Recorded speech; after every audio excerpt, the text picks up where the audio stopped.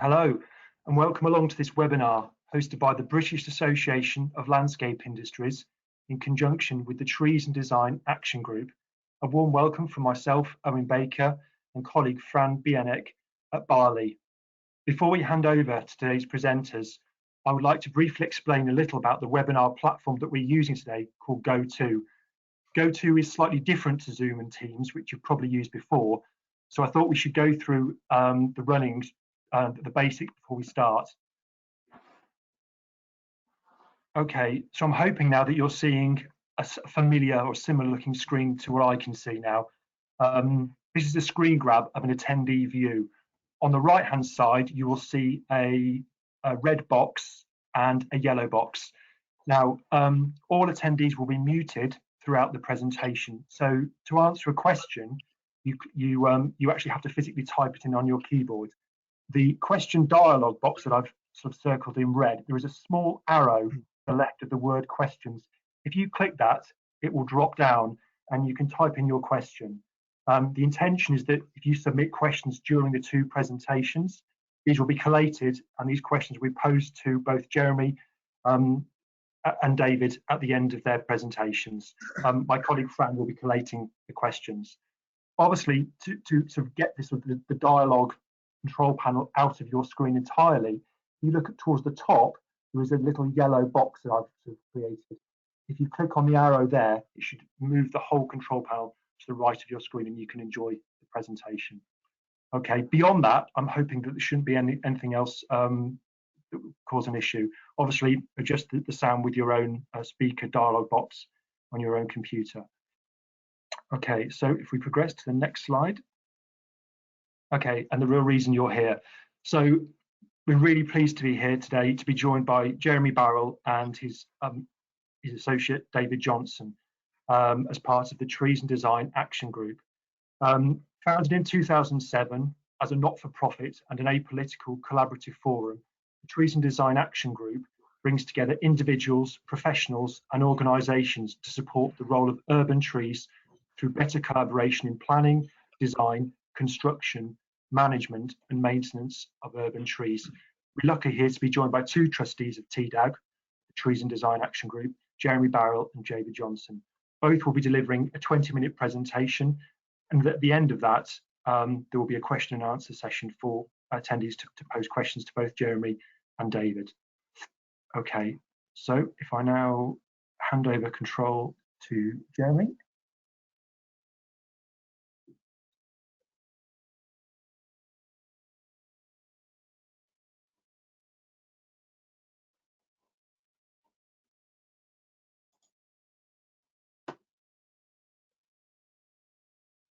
Thank you, Jeremy. Your screen is now online.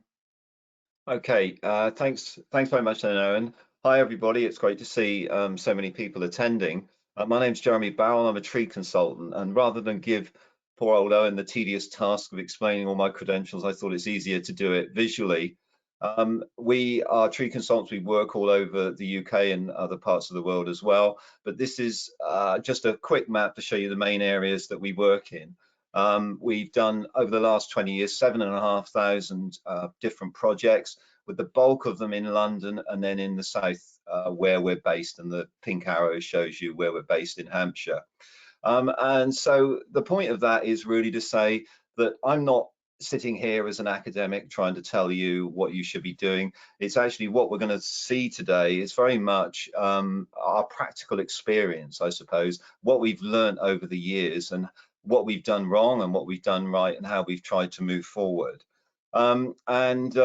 Right, let me just see, just to get this moving. There's two main areas that we work in. First of all, there's risk, and I personally go to court and deal with deaths and accidents and injuries that arise from tree failures, so we look at that. But also our team, we've got 15 people, are out doing risk assessments on trees all over the country on a daily basis. But primarily, that accounts for around about 15% of our work, but 85% of our work is on construction sites. These are really tough places where the priorities are to get the job done on time, to make sure everybody stays alive and to make profit at the end of the day. And when you have a very delicate structure like a tree in the way, then it's a really tricky job in those harsh conditions to make sure that that tree can be retained indefinitely and survive. So what we're going to talk about today is a practical tour, really a quick sort of skim over of protecting trees in these types of environments.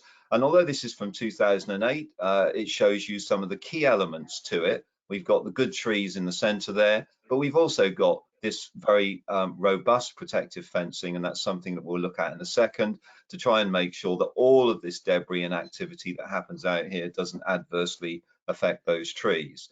So the starting point, I'm just gonna, we should know this, but we're going to talk quickly about why we should be protecting trees. Then the main ways that we can do it, which is through fencing and ground protection. And then really, it's all right talking about it in theory, but it's putting this into practice that really makes a difference. So what can you all do to try and make this work? And what I want to do then is to look at one of the aids which we've developed, which is a manual here of site guidance notes, and we'll look at that towards the end. And then I want to give you, to finish, my top 5 tips for better protection of trees on construction sites. So just really as a brief intro, and I think most of us probably know this, but this is a good aerial view of a recently finished development in Birmingham. And you know, why are we trying to keep these trees around this site? Well, it should be pretty obvious, but they make it look better. They make it a more pleasant place for people to live in. They buffer temperatures. They keep places cooler beneath trees. They buffer rainwater. Sort of going into the drainage system, so it reduces the impacts of that. They just generally make people feel better and make places more attractive, and that's what we're talking about. So just a quick list really, but the last thing I didn't add in there is actually they bring us closer to nature and wildlife, and I think that's one of the things that modern business has done, is taken us away from these natural environments and made us more remote from nature and wildlife, and that's why we need to try and do that. To look at that. So just quickly to give you a quick idea of what can go wrong, I was in Montreal a couple of weeks ago doing a seminar on this stuff, and this was one of the sites that we saw. And these are mature trees, and you can see how close that fencing is, literally within a couple of meters, and all of the disturbance that's going on around there beyond that. These trees are never going to make it. They're as good as dead standing. And then when you see adjacent to it, and there's the trees in the background, the cement runoff, which is toxic to tree roots, it kills on contact, and this is something that we see all of the time and something that we should all be concerned about. But we don't have to go to Canada to see that. We can see it around the country on a daily basis. Excavation, trees being damaged, and material being stored on top of tree root systems, and the outcome is the trees look okay the first year, and in 5 or 10 years they're probably dead and gone. And this is bringing it right up to date, and this looks like a nicely pruned oak tree in Hailsham, and then you look around and see that all the other trees are in leaf. This is mid-August, the tree hasn't got a leaf on it, and that's the reason why. Because if you looked at that site in April of this year, then that's what was going on around it. And it's not entirely surprising that tree didn't make it. So that's the problems that we've got and what we're trying to deal with. So that, and it is interesting that this is simple stuff. This is not difficult to deal with. There's complex stuff that we do, but it's simple. Protect trees and the rooting area through protective fencing. It needs to be robust, it needs to be unmovable, and it needs to be fit for purpose. That means it stops accidental encroachment and moving into those areas. And if you see here on this fencing here, Harris is good, but not when it's on these feet, because all that happens is that the operatives on site move it back, do what they want to do, damage the root system, move it back to the original place, and the harm is done. So the fencing needs to be up and robust. It can be plywood boards, it can be wooden supports that go in. If you use wooden supports, and that's quite reasonable, then you can see at the base of this that there's plastic there, and that is for the concrete to go in, because concrete kills roots on contact. It's not a problem using it, but it just needs to prevent it going into the soil and contaminating the soil. And then this is another example of where the hoarding fencing's been used on an oak tree in Southampton a long time ago now. There's the tree again with the site more active and more busy.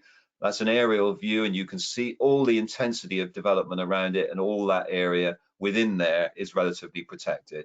And the proof of the pudding is go there 10 years later, so this was a few years ago now, and the tree's still there looking good and making a significant contribution to the well-being of the residents and the locality as well.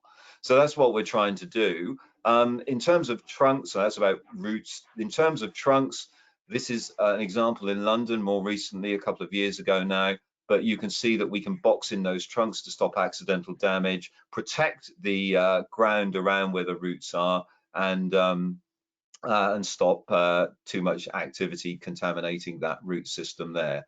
And then finally, signs on the fencing sort of give people an idea, don't go in there, this is a sacrosanct place to go. And it doesn't have to be that way. I was in India, in Mumbai a few years ago, and I was looking at the fencing there. A colleague of mine was saying, well, we've got this protective fencing up. And I was thinking, well, that's not very good, is it? And he said, no, we don't need any more. He said, because that's where the snake lives. And a cobra apparently lived in there, and none of the guys on site went anywhere near that. So it doesn't have to be conventional, as long as it works and it's fit for purpose. So fencing matters. And then turning to ground protection, the idea of ground protection is to prevent the compaction, the localized compaction and damaging of the rooting environment. So the soil squashes up, the air pores go, the mycorrhizae can't survive, the microorganisms can't survive, the tree roots don't have air getting to them, and it means that they can't survive. So what we're trying to do is to spread the load of any vehicles that go over, and there were thousands of tons of material that came out through this access, and the trees were okay. And this is a similar situation in a more urban environment in London, and the Abbey Road studios on a project that we worked on, and spread the load there. So you can see that ground protection. It doesn't have to be metal plates. It can be board construction like this, which is another example. And it could be simply plywood where the soil is dug out from the footings and then put on top. But it stops the point loading and the compaction of the soil beneath. And then just, it's the same wherever you go in the world, but this is in New York, an example that I saw there of a root system being protected by a metal plate, and that works equally as effectively. Excellent ways of doing it are to use these units, the health and well-being units, and you put them underneath trees, and that really is a good way of stopping anybody going in there and damaging that root protection. And another way of doing it is to use a product called Cell Web, which effectively spreads the load and is permeable and prevents point compaction. And this is an example of what it can take and how it can be installed, and it's perfectly good as a ground protection mechanism. There are other ways. So again, it has to be fit for purpose. This was a site in London that already had tarmac, but it wasn't heavy enough to take the loading that was going to happen through the intensity of developing a place like this. So we put a temporary layer of concrete over the top, and then that was removed once the development activity was finished. So there's lots of different ways of doing this. This is another project, Bomber Command, on a slope. Literally hundreds of tons of stone had to come into this site down a slope within the root protection area of that plane tree there. And this again was a concrete slab, and you can see there's the plastic surround to stop any of the leachate going into the soil and contaminating it. And that's where it was. And you can see there's the tree in perfect health the following year, and more construction there. So there's lots of different ways of doing it. So there's nothing better really than to look at a case study and try and see how it works in practice. So this is Buckingham Palace here, if you can see my cursor, and the Mall there. So we've all been seeing that over the last few weeks. This is a project at the Connaught Hotel. So you go up to Green Park. This is the Green Park here, Green Park Station there. You go up into Berkeley Square. Just literally up from Berkeley Square is the Connaught Hotel. And in 2000, we've got a close up of it here. So there's Berkeley Square, and there's the Connaught there, and it's these trees in front of it that we're going to be looking at. And In 2011, the Olympics were due in 2012, and so they really wanted to refurbish this street scene here to make it fitting for one of the top hotels in London, with various partners involved in it. There were 3 trees there originally, and we wanted to try and keep them. One of the smaller ones was so suppressed that was removed. But the starting point is site supervision, is having oversight by people with arboricultural expertise and having the appropriate plans for that work. Then it's a case of hand digging around the trees to try and get any surfacing out and not damage any roots. This is a most unusual site. There were no roots, or very few roots, in the top 50 or 60 centimeters of that soil profile. And so the excavation here, so there's the trunk. The excavation did identify some roots. Where we found them, they were wrapped in hessian, and that was kept damp. And then the piles to support the structure going in were inserted around those to make sure that all of those were retained and none of the roots were damaged. And you can see a further view there, the guys just watering that hessian to try and keep those roots intact. But where were the roots? If they're not in that top 50 centimeters of well, it wasn't soil, it was concrete, then where were they? In this instance, they were nearly 4 meters below ground level, and you can see that's a guy at the bottom of the hole, and that there next to him is a root that's bigger than his waist. So that's a significant root. And these roots can be very deep, and they can be very big. The good thing about that is that whatever you do above is hardly going to have any adverse impact on those roots. So that was very helpful for us. And the reason why we had to dig a big hole, because this was a water feature here, and it had to be a 4 cubic meter water tank in there, which I'll show you in a second. And all of the infrastructure to feed and supply that water and the electric services and everything to it, there's a pile there that you can see, but had to be threaded underneath these roots that remained intact. And we didn't know where they went to, and we just needed to make sure they weren't cut. And there again is just another example of watering, keeping them moist during the construction. And then we have the piles here, so you can see one there, and there's piles around here. This is the framework for the installation, and this is then a ring beam was then cast on that framework, and then the structural supports for the feature, the water feature, which was going in there, was then fixed onto this metal framework that was put in by hand. The base of that framework was then produced and fitted on there. And this is what it looked like after it was all finished. And you can see, you can go there, you can go to the Connaught, you can go just up from Berkeley Square and see it now. And there's a water runs off the edge of that, and it dribbles off the side and goes into that tank and is pumped back through. And it's really quite a magical place when you go to, because every 20 minutes there's jets of water vapor pop up from near the trunks of the trees, and that drifts across the feature and creates a really quite magical scene.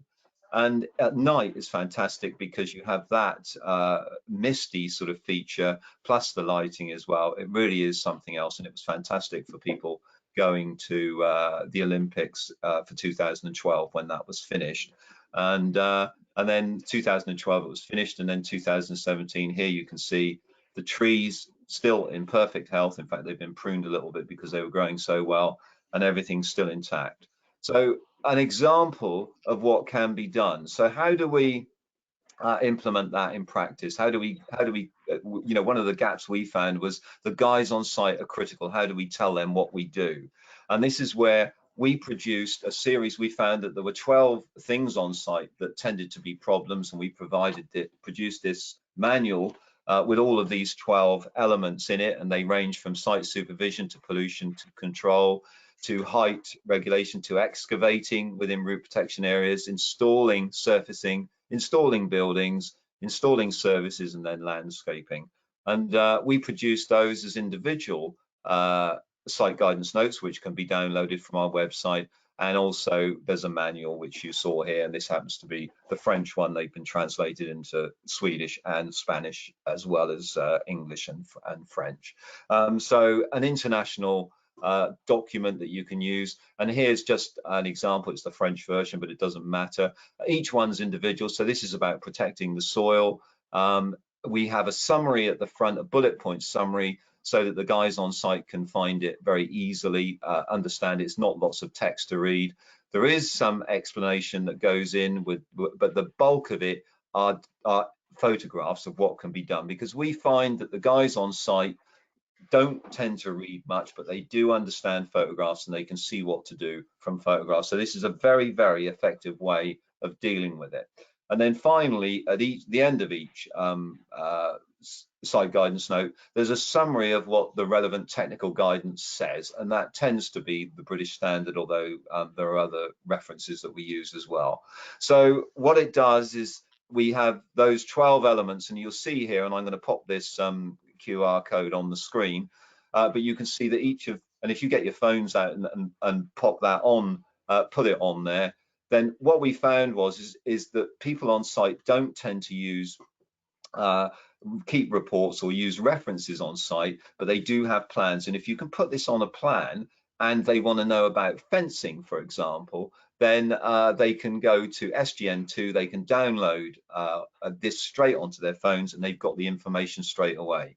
So we have the plan, so this is about putting it into practice. We have the plan, the schedule of trees, where the trees are, and then the relevant site guidance notes with the QR codes that the guys on site can download.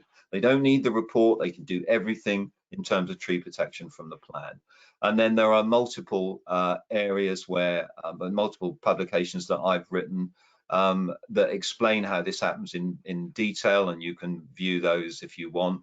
In terms of more information, our website is barreltreecare.co.uk, and if you go to the resources tab, which you can see where my cursor is, then you'll find a series of options that you have. And if you go into technical guidance, you can download the whole manual, you can download each of the individual manuals, each of the individual SGNs. They're not restricted in use, you just have to acknowledge where you've got them from. And this is a sort of practical supplement to the sort of oversight and strategic advice in BS 5837.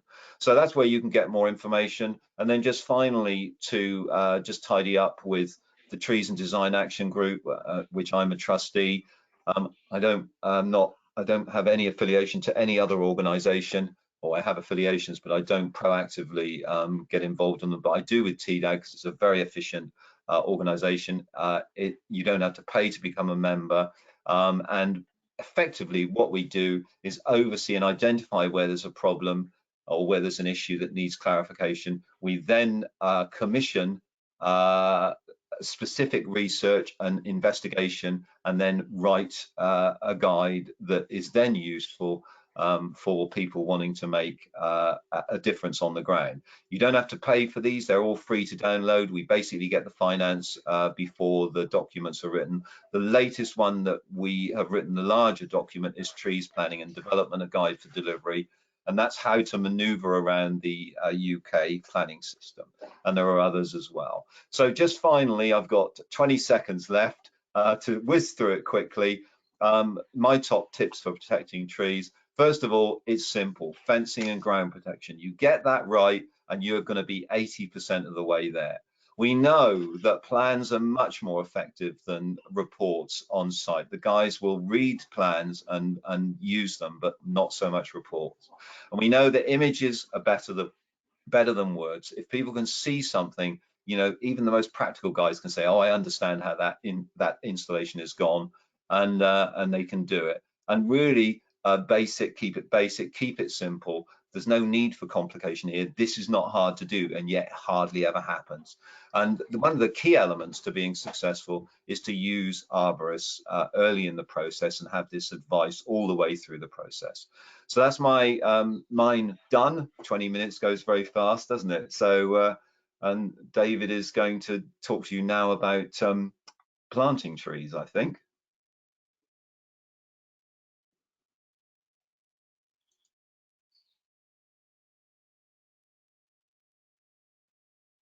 Owen, I'm not sure whether David is whether you hand over or I do. I can, yep, leave it with me, Jeremy. I'll.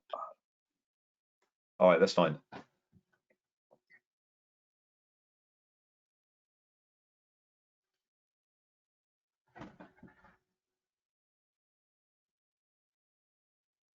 Thanks, David. Your screen's online now. Thank you, Owen. Good afternoon, everybody. Thank you, Jeremy. My name is David Johnson. I'm part of the sales team at Barcham Trees. I'm sure most of you know Barcham Trees. I'm not going to give it the big hard sell, but it's it's a large nursery just south of Ely in Cambridgeshire, 130,000 plus trees, all containerised. Bit of background about me. I'm a horticulturalist. I've had over 40 years involved with tree growing. Previously with Knockouts, I started my life in as an apprentice, and I've gone through all aspects of nursery stock growing. I'm now part of the sales team here at Barcham's. For my sins, I now start to go and see site development. We advise customers on right tree species, best practice, and just lately I've started to see some real horror stories. We will come to them in a minute. My colleague Keith, who is like Jeremy, he is a trustee of TDAG, and he's also a trustee of the Arboriculture Association. He's prepared this presentation. I'm going to sort of flick through it and make comments on it as I see in my own experience, and hopefully you'll be able to get some guidance on tree selection, the issues and problems that go ahead with nursery production, and some better practices which we can help get over and try and get this establishment rate for trees in the industry. So here we go. So over the years, there's been a number of initiatives across the UK, and there's a number of initiatives going on with towns, cities, community groups that are ongoing. It is fair to say that the topic of planting trees is very much at the forefront of people's thoughts. So the current Mayor of London has made the commitment to increase the canopy cover in London, which from a customer point of view here with us, we've certainly seen the benefit of that. There are many of the local authority customers at London that come to Barcham Trees to do their tree selections. In the past, there has been an issues with tree availability, and a lot of the councillors have been leaving it now to the last minute. They are now coming to us virtually before we've got trees in containers, checking availability, sizes, species, to allow them to take their projects forward into fulfilment. So the big plant was put into the system in 2010, which was government-led campaign to plant 1 million trees, and it ran for 4 years. So this was during the term of rather a hot topic at the moment, obviously, is our political scene. And duly, there were a good number of trees that planted across London. It would be fair to say that if you used to go back and do a survey of the trees that were planted between 2011 and 2015, there's a good chance that many of these trees are very sadly no longer alive. There were certainly budgets to purchase the trees and plant them, but very little budget to do long-term maintenance. So it's important from a maintenance point of view that you set yourselves targets, whether it's 2 years, 5 years, 10 years, 50 years plus. And there was certainly a fault with the first phase of planting in London, that the maintenance and aftercare was poor, to say the least. So the last government-sponsored report on urban trees in England was Trees in Town 2.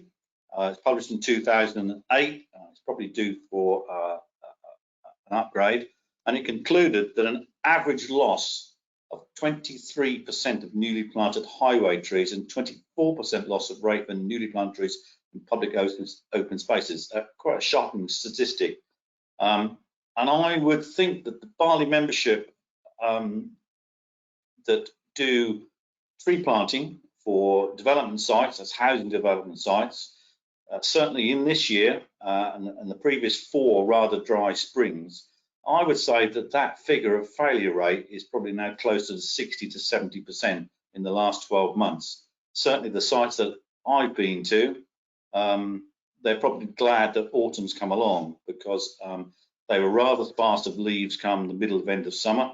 They're even sparser now, and I suspect that the lack of storage of sugars and carbohydrates will mean that many of these trees now that have struggled through the summer months will fail come spring 23. So as Keith put, there is little to suggest that things have improved since then. I think this is fair to say the documentation and advice that TDAG gives, it's all about possibly planting fewer trees, but getting them to somewhere near where they need to be at their mature size. And there's an awful lot of documentation out there to be able to get trees to that size. So I've touched, as Jeremy has done, about the documentations that are out there to give people the right start to species selection through to right practices. The TDAG website is excellent. It has a number of free documents you can download, all which get you through all the various decisions that's going to make you the right choice for your tree planting. Now, Jeremy touched on British Standard. The one that he referred to is 5837, trees in relation to construction. And the ones that Keith was predominantly chair of is the one which is nursery to independence to the landscape. I just checked on this this morning before we did this presentation. Download the document of BSI. It's going to cost you £289, and trees in relation to construction is £254, which is quite shocking, really, given that these guides were put together to help people get trees established and the workings around trees. And Keith tells me that if you would like to have from nursery to independence to the landscape emailed to you without having to go through BSI, he's very happy to do it. So I'm going to give his email address out. It's keith@barchamtrees.co.uk, and that's for a free download from the BSI site. So the specification manual, species selection, we produce here at Barcham Trees. There are actually 2 more. There's a planting guide. There's also one which is the tree diversity one, which is the most recent one. Again, they are all available to download free off the Barcham website. Or if you'd like, you can drop us an email and we can post your hard copies in the post. So this is one of the statements that came from 8545. It was relation to some of the other topics that were brought through. The 2 pictures, the top one that shows the trees in a rather poor state of affairs, Keith tells me have now failed. The trees in the bottom is from Stockholm, and they're doing very well. So many of you will be aware of tree designs, tree pit designs. You can see by these 2, it's almost as though that the tree itself has been completely forgot about. There is so much added on extras. There's barely a reference to the tree and the tree root system. Indeed, on certainly the detailed one on the second from the left, if you was to plant that tree, the chances are it would be far too deep. So as you're probably aware, there are 3 main ways of killing a tree.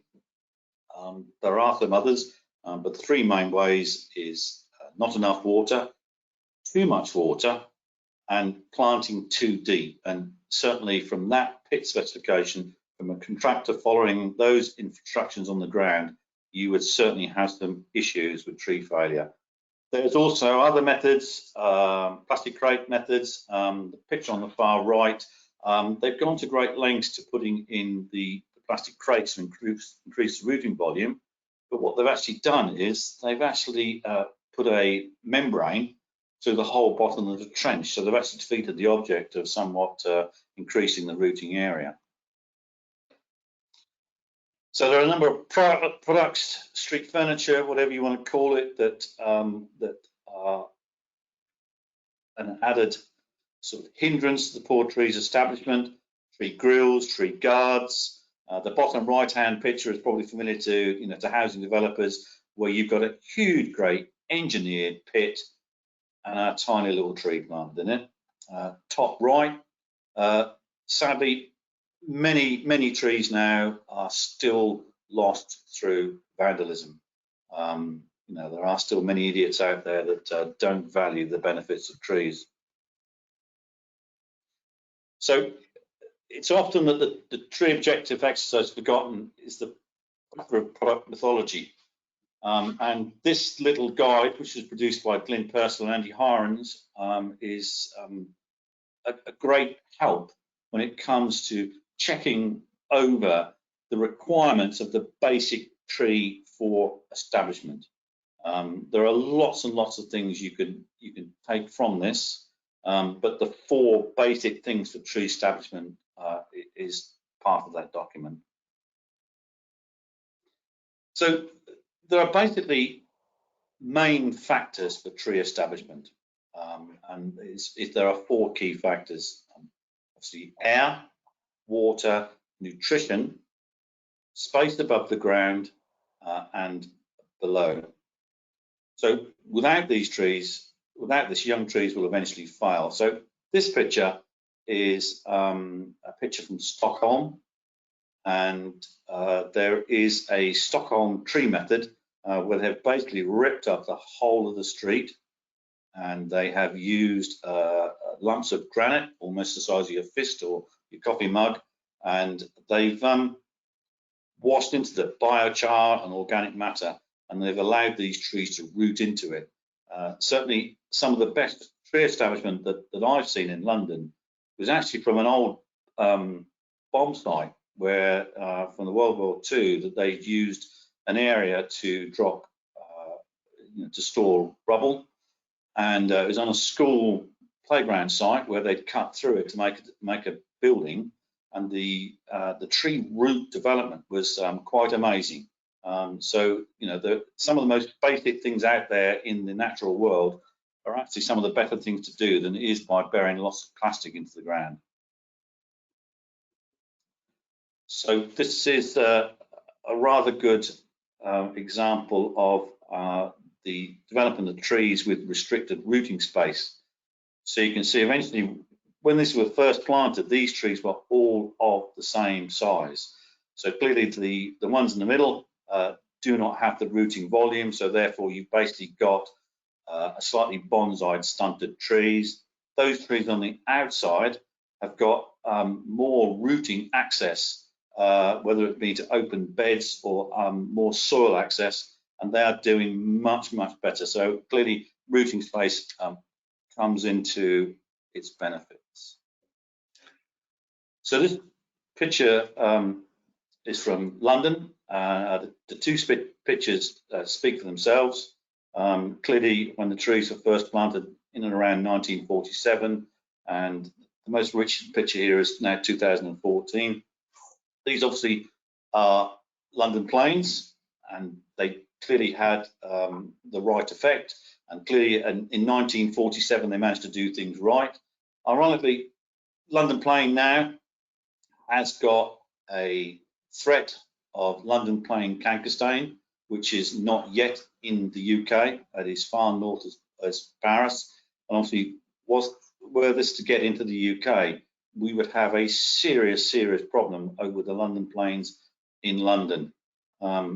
Recent pictures of London, whether it's the Queen's funeral and politics that's been going on, the main canopy cover tree in London is the London plane, and London plane canker stain. Were to get here, it would cause you some serious problems. There is a movement restriction of planes coming into the UK, and I would recommend you all that you take a long look at the accreditation of Plant Healthy. We have it here at Barcham Trees, and I think you need to start asking your suppliers, not just where's my nursery stock coming from, but yeah, where the trees are coming from as well. Because yeah, if you're responsible for bringing in London plain canker stain, certainly you could see devastation in London.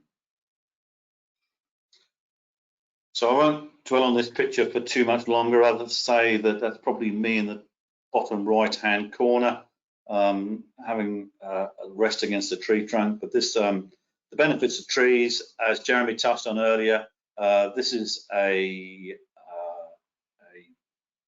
piece that Tree Economics have put together.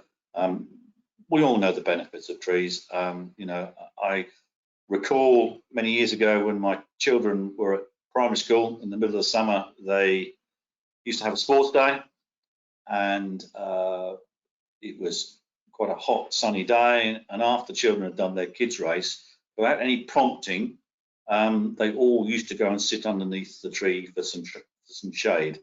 So I think this documentation, this picture, certainly shows all the benefits of trees. So understand the nursery production system. I think it'd be fair to say that many specifiers, landscapers, landscape designers have little understanding of nursery production. Keith and I and many of my colleagues have been going out into the industry and doing CPD sessions and trying to, you know, to get people to understand the doings of nursery practice and best practice for tree production. I think there's a lot more to be said about getting out and visiting your nursery and seeing what goes on. So this quote was something that our MD, Mike Glover, came up with, where you can soon over-specify a tree. So the specification for a 16-18 centimetres girt tree with a 4-metre clear stem, without the right specification, you can end up with a 4-metre clear stem tree with just a terminal bud. Where he sort of got the Olympic athlete from, that relates to a cherry tree. And again, you know, you've got to have the right tree for the right place. So the 3 principal methods of tree production is bare root, which is the tree on the right, root ball in the middle, and then container grown. So container grown, whether it's being in a white pot or in an air pot, that's basically what we mean by tree production. There are lots and lots of advantages and disadvantages of each system, and it's clearly outlined in British Standard 8545. And again, I will repeat it again. If you wish a copy to be emailed to you, send an email to keith@barchamtrees.co.uk. So, as I touched on earlier, we do a number of manuals, all guidelines. They're all free of charge. They're free to download. The specification manual was based on the British Standard.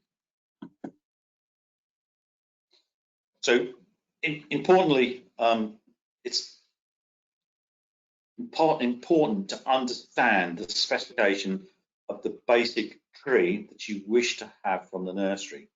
So right from bud union, crown and branch habit, wounds and scars, clear stems, straight leaders, head to stem diameter ratio, if I can spell it, stem taper and root development distribution. It's all vital to understand.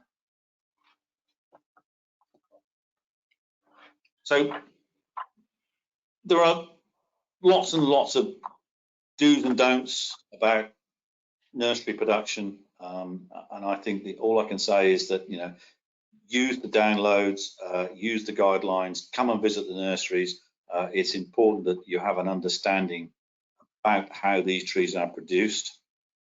So from a root system, the theoretical drawing of what a root system should look like doesn't necessarily mean that it's specific to all varieties of trees. So it's classic, you know, you've got 4 species of trees there, all showing their different root systems. They are all different. They are not the same.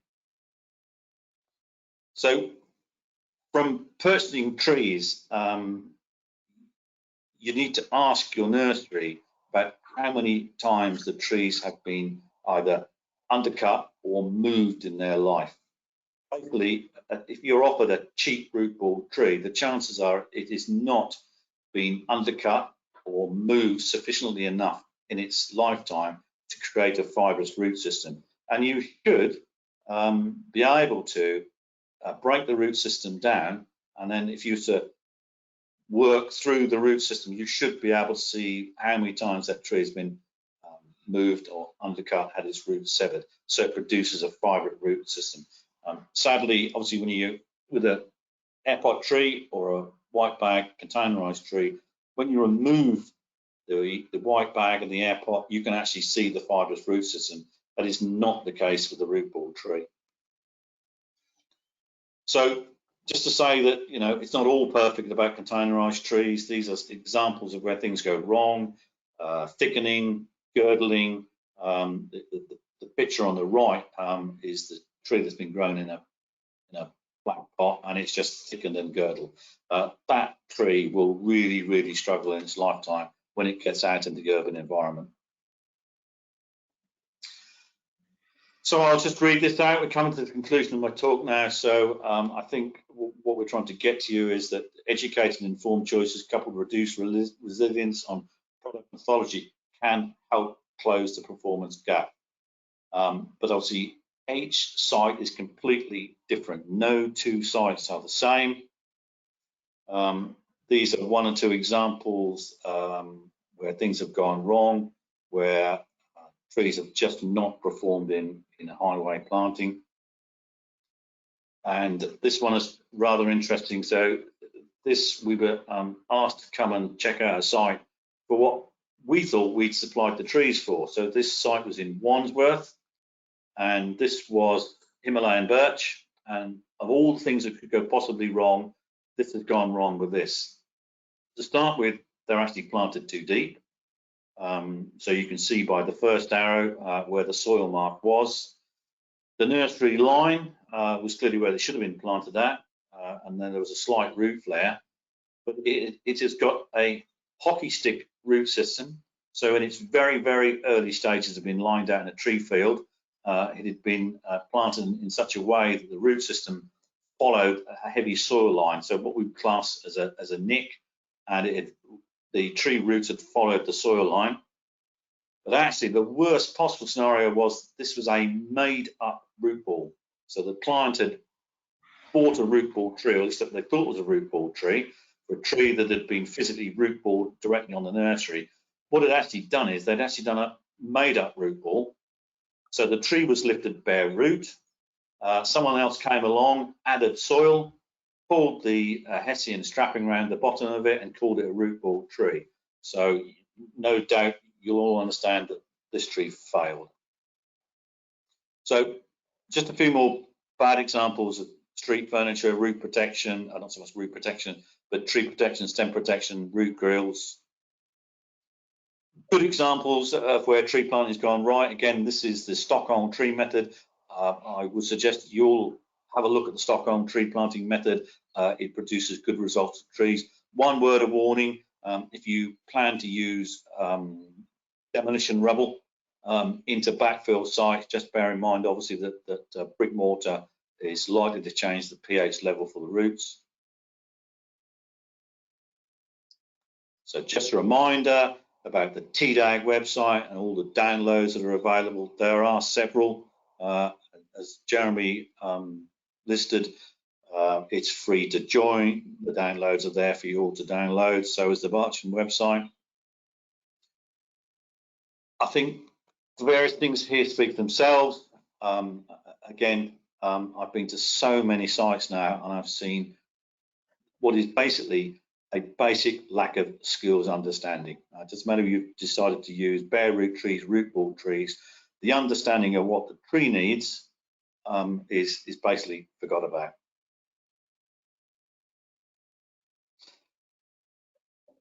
I have to just bring this up as well from BALI contractual point of view. They should really have a more environmental accreditation on trees, not just do the bare minimum of tree planting and basic maintenance.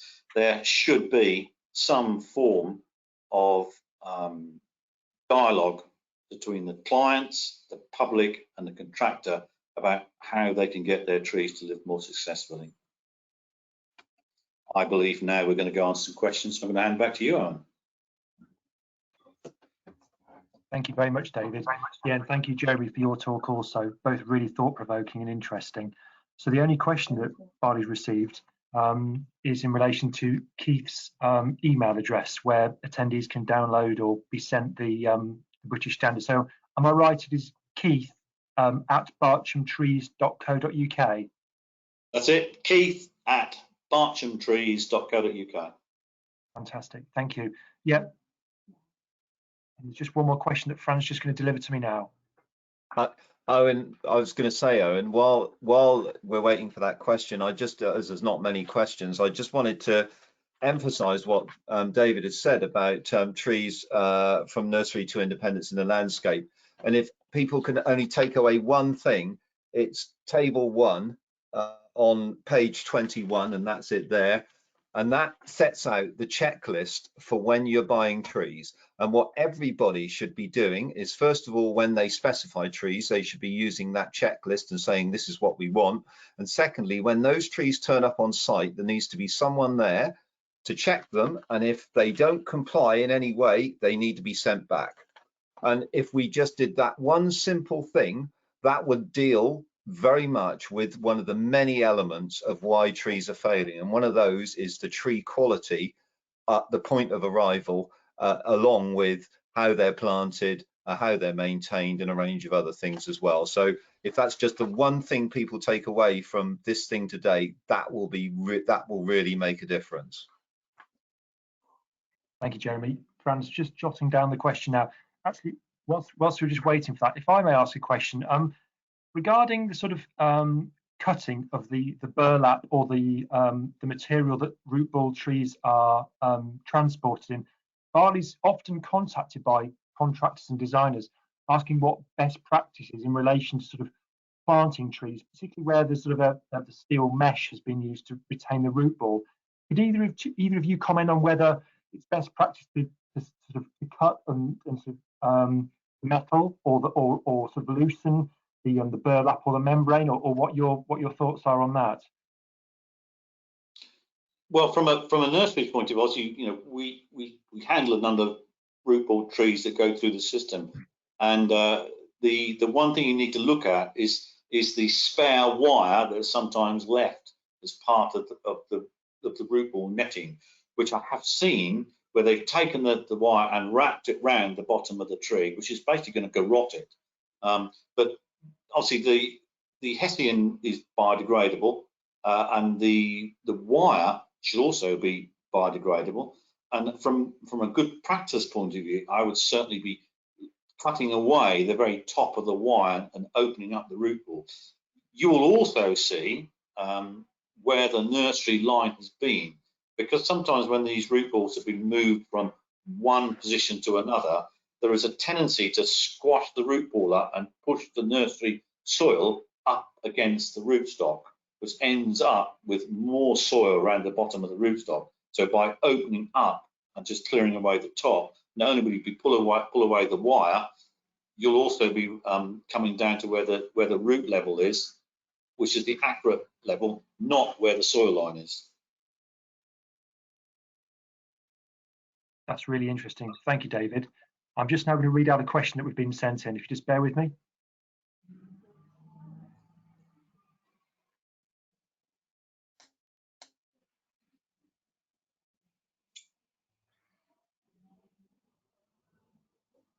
Thanks, Frank. Okay, so it's a bit of a long one, but you just have to bear with me. I'm the Tree and Landscape Officer for a local authority. Like many, I'm seeing widespread failures of planting on development sites. sometimes as much as 80%. While knowing how to plant trees is key, have you any suggestions how to get developers to actually do what they are supposed to be doing, as in compliance with planting specification and aftercare regime?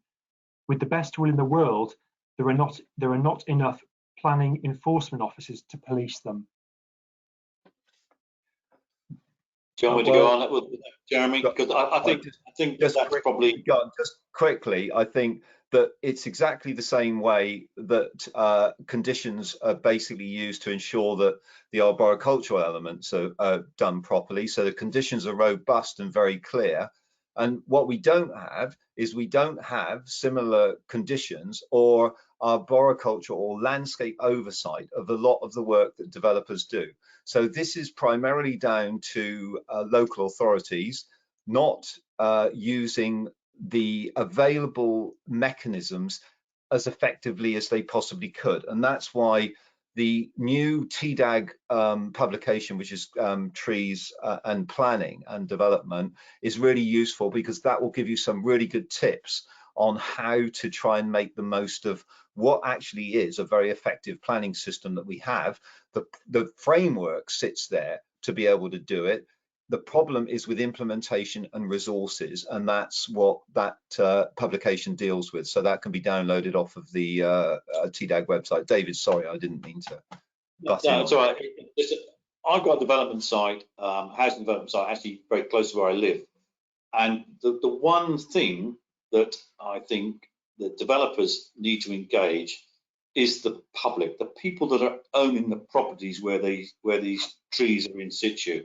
A lot of the home owners are paying a management charge for the overall maintenance of their estate. And if they are allocated a tree to look after when they first move in, there could be some form of cash incentive at the end of it, that having got their trees over the first 2-year bracket. Because with the best one in the world, most planting contractors, whether it's in urban highways or in development sites, they probably have a watering program, and they may visit these trees maybe 2-3 times in a year. It could be when they're watering the trees don't actually need the water at that time. And I think the public engagement, both on education and on the physical task of watering trees, is something that people could look at. Thank you very much, both of you. And that, oh, I'm sorry.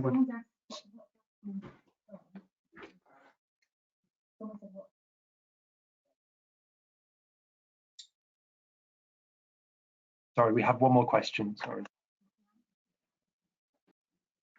Okay, so another question is, if you're out and see really poor tree protection practices going on, is there any type of reporting process for this?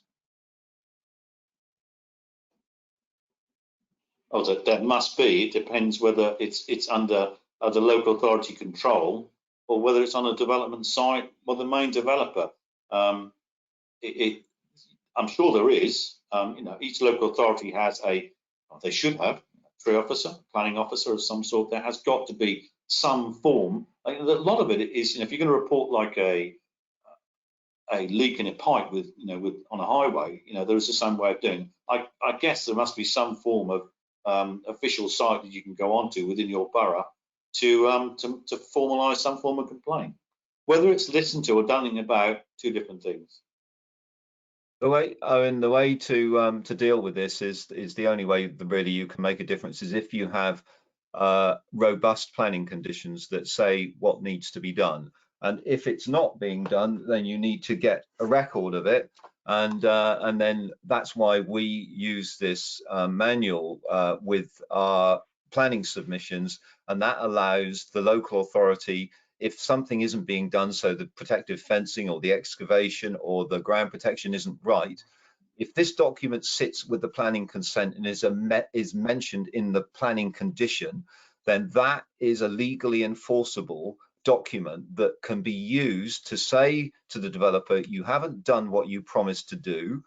Either we're going to prosecute you for doing that, or we want you to put it right. And that's the only real way to do it. The problem is that local authorities are stretched to the limit, like everyone else at the moment, in terms of manpower and resources. And I think under those circumstances, I think, you know, it will rely on people reporting when they see things not being done properly. And also, one of the ways which can be used to lever developers to do it properly is not for planning authorities not to discharge planning conditions until proof of compliance has been provided at the end of the development. Now, if that condition is not discharged, it's actually considered a charge on the land, and that will stop developers actually, well, not stop developers, but it will hinder developers selling the property on a development site. Because if there's a charge on the land, the first thing a prospective buyer is going to do is say, whoa, I'm not interested in that. Now, that only has to happen once to a developer because they invest millions in the whole process. And if they fail right at that last point, when that's where their money comes in, then the whole business falls apart. And I can tell you, they will only have that happen once, and they will not make the same mistake again. So this is very much about local authorities and the public as well being aware of how to structure this and use our planning system. If it's said very clearly, and these conditions are not discharged at the point of giving the planning consent, but are discharged at the point when the development is finished and proof of compliance is provided, then if that isn't provided, then they should be not discharging the condition. And then let's see what happens then. Thank you. Thank you very much, Jeremy. That concludes all of our questions. So thank you very much to Jeremy Barrell and David Johnson for joining us, and for TDAG for supporting this event. And thank you very much for attending this webinar. Thank you very much. Bye-bye. Thank you. Thanks.